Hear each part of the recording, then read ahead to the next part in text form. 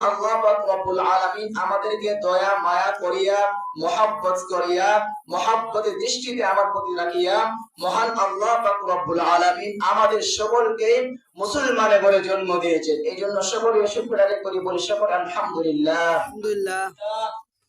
দেখেন, মহান আল্লাহ পাক রব্বুল আলামিন আমাদেরকে মুসলমানে বলে জন্ম দিয়েছেন এবং আমাদের উপর কিছু কাজ দিয়ে দিয়েছেন। শুধু মুসলমান বলেই আমরা জান্নাত যেতে পারবো না, শুধু লা ইলাহা ইল্লাল্লাহ পড়লে আমরা জান্নাত যেতে পারবো না, শুধু পাঁচ ওয়াক্ত নামাজ পড়লেই আমরা জান্নাত যেতে পারবো না।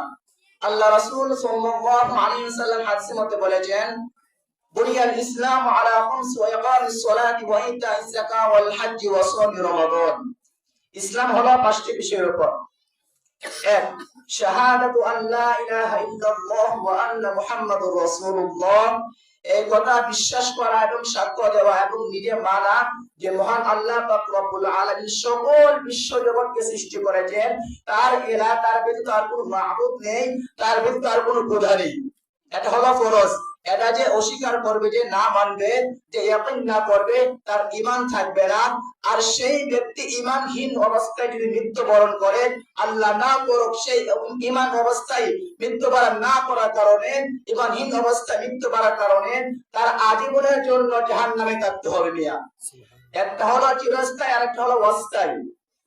চিরস্থায়ী মানে সে যতটুকু গুনাহ কাজ করেছে এতটুকু সাজা পেয়ে তাকে এমন আল্লাহ পাক রব্বুল আলামিনের প্রতি ঈমান আনার কারণে আল্লাহ তাআলা তার প্রতি খুশি হয়ে তাকে জান্নাত দিয়ে দিবেন। আর অস্থায়ী চিরস্থায়ী মানে যে ঈমানহীন অবস্থায় মৃত্যুবরণ করেছে, তাকে কোনোদিন আমার আল্লাহ পাক রব্বুল আলামিন জান্নাতে প্রবেশ করাবেন না, সে কোনোদিন জান্নাত যেতে পারবে না। আল্লাহ রাসূল কি বলেছেন? সে কোনোদিন জান্নাত যেতে পারবে না, কারণ তার তো ঈমানই নেই।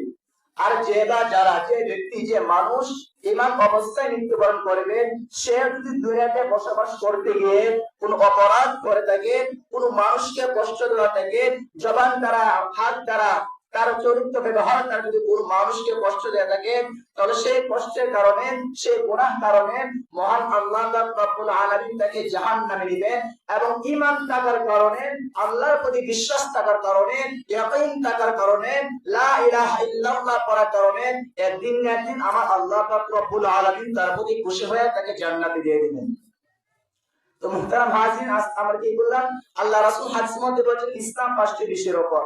এক, শাহাদাতু আল্লা ইলাহা ইল্লাল্লাহ ওয়া আন্না মুহাম্মাদুর রাসূলুল্লাহ। এই কথা বিশ্বাস করা, মানা, সাক্ষী দেওয়া আল্লাহ তাআলা ব্যতীত আর কোনো মাবুদ নেই, আল্লাহ তাআলা ব্যতীত আর কোনো ইলাহ নেই, এবং হযরত মুহাম্মদ মুস্তাফা সাল্লাল্লাহু আলাইহি ওয়াসাল্লাম আল্লাহ তাআলার প্রেরিত রাসূল। এখানে আল্লাহ রাসূল তারিফ বুঝাচ্ছেন, বুঝেন, ওয়া আশহাদু আন্না, আন্না মানে নিশ্চয়, ওয়া আশহাদু আন্না মুহাম্মাদুর রাসূলুল্লাহ। আল্লাহ রাসূল তারিফ দিয়ে বুঝাচ্ছেন, ওয়া আশহাদু আন্না, নিশ্চয় আমি আল্লাহ তাআলার প্রেরিত রাসূল। তার মানে কি বোঝা গেল? আর আল্লাহ রাসূল সাল্লাল্লাহু আলাইহি ওয়াসাল্লাম যখন মৃত্যুবরণ করবেন, মৃত্যু পূর্বে তিনি বলে গিয়েছেন, তিনি মানুষদেরকে, সাহাবীদেরকে বলে দিয়েছেন, আমি তোমাদের নিকট দুটো জিনিস রেখে যাচ্ছি। কয়টা জিনিস? দুটো জিনিস। এক, আল্লাহর কোরআন, দুই রাসূলের